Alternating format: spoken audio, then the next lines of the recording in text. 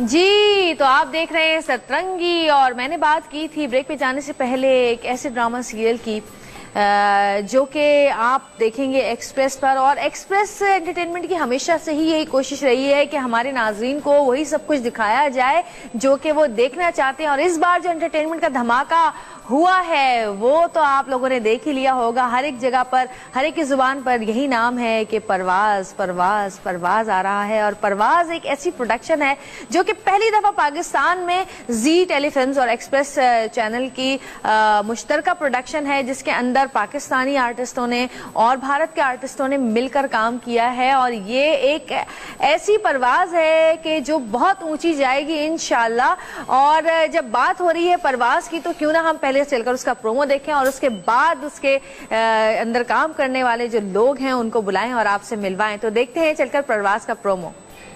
Express in collaboration with Zee Telefilm presents first ever jointly produced drama serial in Pakistan. Sikandar Amin from Pakistan in Islamabad. मेरा नाम आदर्श शर्मा, मैं हिंदुस्तान से हूँ। ये समझ लो कि इन्हीं 510 दिरहम से हमें अपनी जिंदगी शुरू करनी है। A tale of struggle, success and betrayal. इंसान जब मजबूर और परेशान होता है तो वो कुछ भी कर सकता है। बात यहाँ सही और गलत की है। अपनी मेहनत की कमाता हूँ, उसके घर से नहीं खाता। बुलंदी को छूना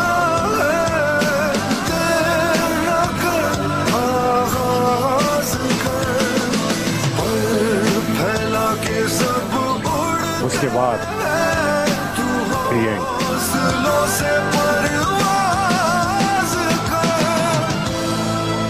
Parvaz, starting tonight, 8 p.m. only on Express.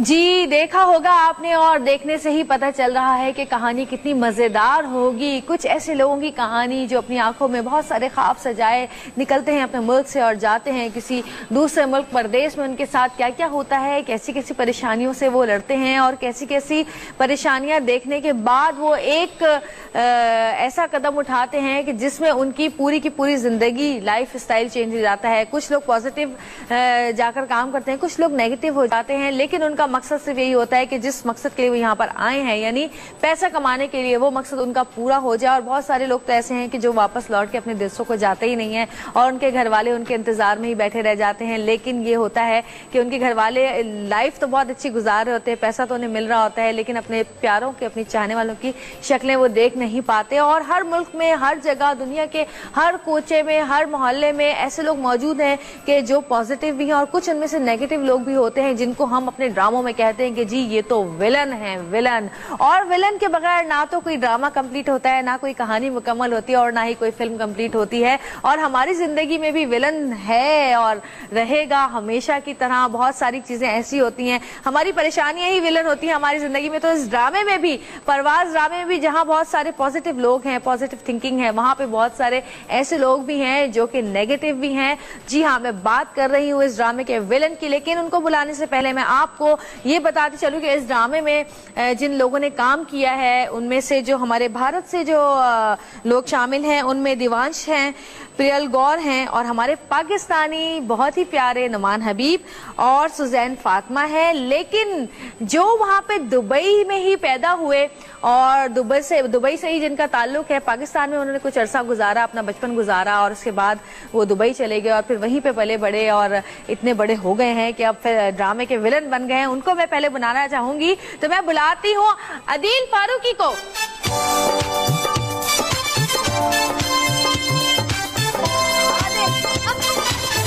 कैसे आदिल, आप बड़े अरसे बाद आपकी शक्ल नजर आई। हाँ, 4 साल मेरा ख्याल। 4 साल बाद आपको देखा। बेटी उस टाइम पे बहुत छोटी थी। मेरी बेटी बहुत छोटी थी, मैं भी बहुत छोटी थी 4 साल आप पहले। अभी भी छोटी हैं। अभी भी छोटी हैं। ये मैं आपको। तो आदिल क्या लेकर आए हो? CD. Thank you so much, बहुत शुक्रिया। क्या गाया है इसमें? बहुत जबरदस्त गाना है भाई। इसका टाइटल ट्रैक और बहुत अच्छा गाना है। Thank you. एक अकूस्टिक वर्जन जो है वो भी गाया अनप्लग्ड, और 2 जो इसमें मेंशन नहीं हुए वो लेटर ऑन जो 2 कैरेक्टर्स हैं, नुमान और सुजैन और देवांश और प्रियल के जो रोमांटिक सीन्स हैं उस पर भी 2 गाने पिक्चराइज हुए, वो भी 2 मेरे हैं। अच्छा, आदिल ने जो है वो इस ड्रामा सीरियल का जो टाइटल सॉन्ग है वो गाया है और बहुत ही अच्छा गाया है।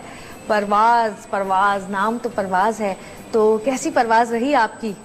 मेरे लिए एक अच्छा एक्सपीरियंस था। ऑब्वियसली मेरे लिए ये पहली मर्तबा था कि मैं कैमरा फेस कर रहा था। गाने तो गाते रहता हूँ अमूमन और पब्लिक परफॉर्मेंसेस भी हैं, बट कैमरा के सामने फर्स्ट अपॉर्चुनिटी थी जिसमें मुझे नुमान ने बहुत हेल्प किया, क्योंकि मेरे ज़्यादा सीन्स जो हैं वो नुमान के कैरेक्टर्स के साथ है। अच्छा, ज़्यादा उसके साथ है।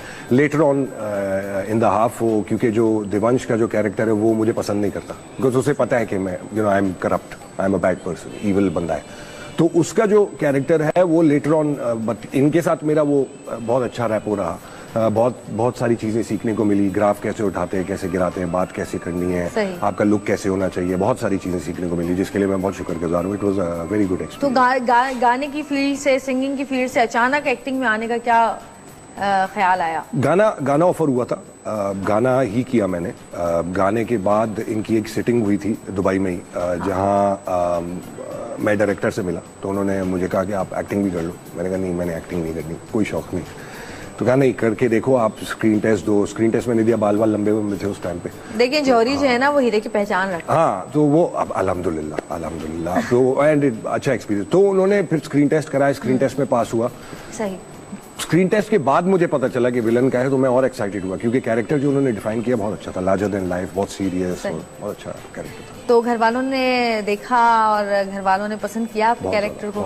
क्या कैरेक्टर को तो पसंद नहीं किया। मेरी वालदा कह रही थी कि दिल कर रहा है टीवी पे देख के तुम्हें थप्पड़ मार दूंगा, but which is a compliment. तो यही तो एक किसी भी आर्टिस्ट की कामयाबी होती है, उसके किरदार की कामयाबी होती है कि अगर आप बुरा किरदार करें तो आपसे नफरत करने लग जाए लोग। जैसे आपके मिल गया कि दिल करे तो मैं थप्पड़ मारूं, जैसे लव टू हेट कहते हैं। तो वो अल्हम्दुलिल्लाह मेरे लिए कॉम्प्लीमेंट था, मेरी अपनी वालदा की तरफ से आना। अच्छा, एक चीज मुझे और पूछनी है कि आपको कैसा लगा और कैसा महसूस किया आपने, क्योंकि पाकिस्तान और भारत के दरमियान जो फासले हैं, जो ये चीजें हैं, ये हम आर्टिस्ट और सिंगर्स ही मिलके उसको मोहब्बतों में बदलते हैं और आपस में मोहब्बत करते हैं। तो आपको कैसा लगा इन दोनों लोग, क्योंकि आप ज़्यादा दुबई में रहे, ठीक है, हमारे पाकिस्तानी आर्टिस्ट थे, वहाँ के भारत के आर्टिस्ट और आप उनके बीच में थे, तो आपको क्या लगा वहाँ पे, किस किस्म का माहौल था, कितना ज्यादा मोहब्बतें हैं आपस में लोगों की? देखिए, मेरा तो ताल्लुक अगर आप देखो टेक्निकली तो दोनों मुल्कों से है, क्योंकि मेरे वालिद जो है वो अरब है, वालदा जो है वो कराची की है। सही। और मैं यहाँ पढ़ा भी हूँ सेंट पॉल्स में, 10-12 साल मैंने यहाँ पढ़ाई की है। तो पाकिस्तान से तो मेरी एफिनिटी थी। वालदा के जो एंसेस्टर्स हैं वो यूपी से, तो वो वहाँ के भी है। तो मैं दोनों साइड का देखता था, और मैं एक चीज बहुत अच्छी नोटिस की कि आर्टिस्ट ही हैं जो एक्चुअली यूनिटी और दोस्ती सपोर्ट करते हैं। बाकी तो कोई भी आपको पता है सपोर्ट नहीं करता। क्रिकेट में भी कुछ हद तक ऑफ फील्ड है दोस्ती। अच्छा, आप क्रिकेट भी आप बड़े खेलते हैं और हमने देखा है आपको वहाँ दुबई में क्रिकेट खेलते हुए भी, तो कभी ऐसी कोशिश नहीं की कि क्यों ना क्रिकेट टीम में ही चले जाया जाए, क्योंकि आप बहुत अच्छी क्रिकेट खेलते हैं? मतलब जब यहाँ पढ़ रहा था तो ऑब्वियसली जब इंसान छोटा होता है तो बहुत इनोसेंट होता है। ये कौमियत वाली चीज आपके दिमाग में नहीं होती, तो नहीं होती ऑब्वियसली। झंडों का कोई सीन नहीं है, बॉर्डर्स का कोई सीन नहीं। तो मैं यही सोचता था कि मैं पाकिस्तान के लिए खेलूंगा। इमरान खान को देख के बड़े हो रहे थे, फास्ट बॉलर भी था, तो मैं सोचता था इमरान खान की तरह मैं भी पाकिस्तान खेलूंगा, बट ऐसा नहीं है ऑब्वियसली। जब मैं अंडर 19 सिलेक्शन में गया, मैंने अपना पासपोर्ट दिखाया, तो उन्होंने बोला भाई तुम तो यहाँ खेल ही नहीं सकते। बट फिर मैं अल्हम्दुलिल्लाह यूए के लिए वाइस कैप्टन था मैं 7 साल 96 के वर्ल्ड कप। वो तो मुझे पता है, मैंने देखा है, लेकिन वो ये होता है ना कि नहीं, ऑब्वियसली। अच्छा, सबसे अच्छी चीज क्या लगती है, सिंगिंग या क्रिकेट? सिंगिंग। अब क्रिकेट के लिए तो अब बहुत उम्र हो गई मेरी अब।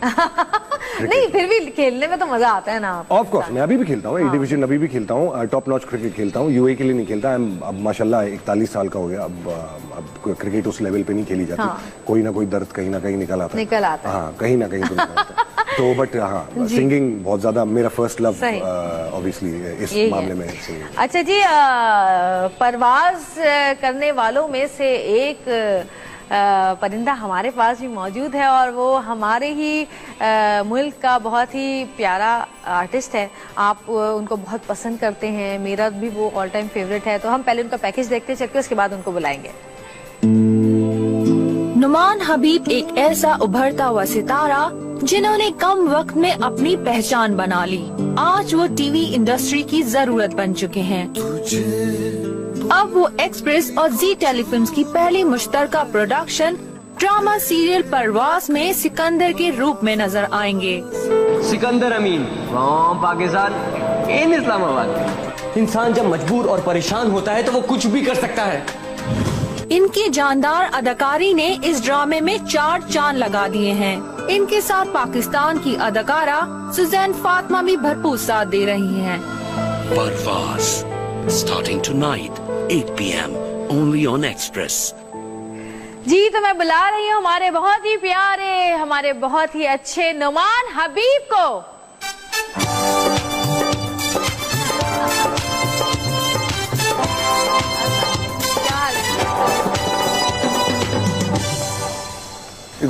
अरे बैठे कोई मसला ओफो, इस कदर अस्सलाम मोहब्बत चल रही है। अरे। वालेकुम अस्सलाम। आप बैठे नहीं, आप बैठे, आप बैठे नहीं, आप बैठे। हाँ भाई इतना नुमान, अरसा साथ रहे हैं और काम बिल्कुल। किया है तो एक दूसरे की नेचर को पहचान जाते हैं। सीखा भी मैं बहुत। देखें कोई बड़ी एज में मेरा मुझे कह रहा है कि मुझसे सीखा। सीखा तो देखो ना, उनको तो एक्सपीरियंस नहीं था ना, तुम्हें था। तो जितना भी एक्सपीरियंस होता है मैं बहुत इंसान सीखा दूसरों में हूं। मैं बांटे तो करते इस बात में है कोई ना? मैं डिनाई नहीं कर सकता। मैं इससे बहुत सीखा हूं, बहुत ज्यादा। कैसा लगा नुमान सबके साथ काम करके? जी टीवी की और एक्सप्रेस एंटरटेनमेंट की को प्रोडक्शन थी, और फिर वो आर्टिस्ट वहाँ के लोग कैसे लगे? उन जो राइटर थे, जो प्रोड्यूसर हैं इस ड्रामे के, जो डायरेक्टर हैं, वो भी ज़ाहिर है भारत से उनका ताल्लुक है। और हमारे तुम्हें कैसा लगा कि हम लोग और वो लोग एक ही तरह के लोग हैं, या फिर क्या हम लोगों में कुछ बदलाव है या कुछ डिफरेंसेस हैं? सबसे पहले तो मैं शुक्रिया अदा करूंगा एक्सप्रेस का, जिसमें फरहान शहजाद साहब जो इस प्रोजेक्ट के हेड थे, और उनके बाद जो है थे नहीं हैं और उसके साथ जो है आमिर शाह साहब का, कि जिन्होंने मुझे बुलाया और उन्होंने कहा कि हम ऐसा एक प्रोजेक्ट शुरू कर रहे हैं जो पाकिस्तान का पहला प्रोजेक्ट है, जो कि जी टीवी और एक्सप्रेस का जो है कंबाइंड प्रोडक्शन होगी। तो ऐसा हम एक सीरियल शुरू करने वाले हैं, तो उसके अंदर ये कैरेक्टर है कि आप ये प्ले करेंगे। मैंने जब कैरेक्टर सुना तो बहुत ही अच्छा था। तो मैंने सबसे पहले तो मैंने उनका शुक्रिया अदा किया, क्योंकि मैं कुछ ऐसा करना चाह रहा था जिसमें हमारे मुल्क का नाम जो है मैं कुछ हद तक इंटरनेशनल ले जाऊं। तो ये कैरेक्टर के अंदर मुझे बहुत मार्जिन मिला कि जहां मैं अपने मुल्क का नाम दिखा सकता हूं कि हमारे मुल्क के अंदर एक्टर्स कैसे हैं।